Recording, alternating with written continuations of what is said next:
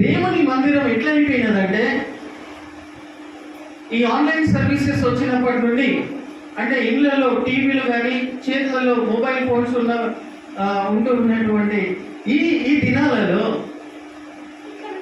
దేవుని మందిరానికి రాకుండా ఇళ్లలోనే పునరుద్ధానం దినంలో కూడా, అంటే ఆదివారం దినంలో కూడా మందిరానికి రాకుండా వాళ్ళు ఫోన్లలో కానీ ఇళ్లలో కూర్చొని కానీ ఎంతో భక్తి శ్రద్ధలతో వాక్యం వింటున్నారు.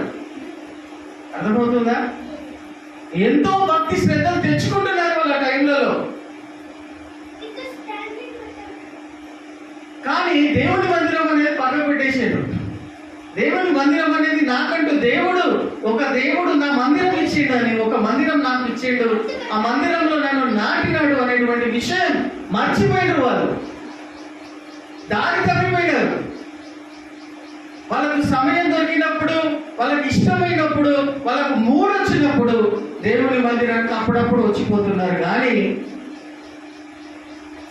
అరే నాకంటూ ఒక దేవుడి మందిరం ఉన్నది కదా అనేటువంటి విషయము, మూలాన్ని, నీ ఆశీర్వాదాలకు కారణమైనటువంటి మూలము మర్చిపోయినారు.